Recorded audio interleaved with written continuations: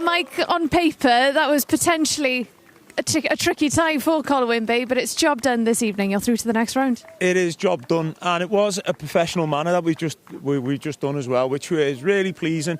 There's still when we pick the bones out of it, there is still bits and pieces that we weren't happy with. Thought we could have been better on the ball, but the objective is to get into the next round and win in the next round. So we're very happy. Right, Unis, Issa, I've never interviewed identical twins before, so I need to make sure that I'm asking the questions to the right one. But first of all, what a win. How pleased are you to get through to the next round? Happy, obviously. You know, the boys worked hard. Buzzing to be through to the next stage. What do you think was key for that win, especially in midfield? Things seem to look pretty comfortable for you? Yeah, work rate in it. They were like dogs out there, so just had to stay strong in it. What pleased you the most about the performance? 3 goals, won the game. I'm a bit annoyed about the Gyda goal. Yeah. My fault, but move on to the next one. Rodri, dy fe noson lle nath y tîm gorau ennill, beth yw dy argraffiadau di ar ôl hynna? Wel, nhw'n dîm da o'r un, maen nhw'n dîm cryf ac o'n i'n disgwyl bod nhw'n mynd i fod yn fygythiad o set pieces, corneli, tafliadau ac yn y blaen, a dyna beth oedd y gwahaniaeth o'n i'n teimlo. O'n i'n credu wedi mwy na gystadlu yn ystod y gêm. Jyst yn siomedig gyda natur y goliau. Wnaethon ni drafod na cyn y gêm, ond dyna beth oedd y gwahaniaeth fi'n credu ar y diwrnod. Heb law am hynny, fi'n credu wnaethon ni fwy na gystadlu, a mis ni fod yn falch o'r perfformiad.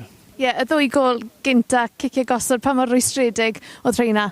Wel, mae fe'n rwystredig ydi, achos o'n i'n gwybod bod nhw'n gryfder iddyn nhw. Teimlo bod nhw'n gryfder i ni hefyd. Os yn edrych nôl yr ail hanner, gaethon ni 2 gyfle da iawn. A gallai rheina wedi mynd, a bydde hwnna wedi mynd gwahaniaeth mawr iddyn ni. So, ni'n siomedig iawn sut ni wedi amddiffyn, yn enwedig yr ail gol, a'r trydydd i'r raddau. Felly, dyna beth yn y farn i oedd y gwahaniaeth heno. A bydd y ffocws nawr yn troi nôl at y gyngrair, wrth gwrs, Caerfyrddin i ddod nesaf. Pa mor benderfynol i chi i gystadlu?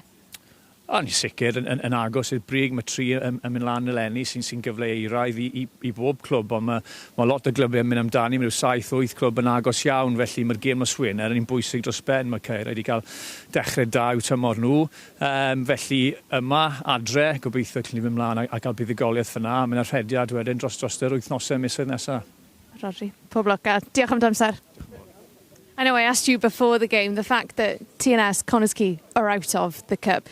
You're through to the next round. Just how open do you think it is and how excited does that make you? It is very open and it is exciting as well. The hard work these lads put in at the training ground now, hopefully we can get a draw that's favourable and we can see where that takes us. But it's more about momentum as well now because you know we've got big league games coming up as well, so that's all part and parcel of this.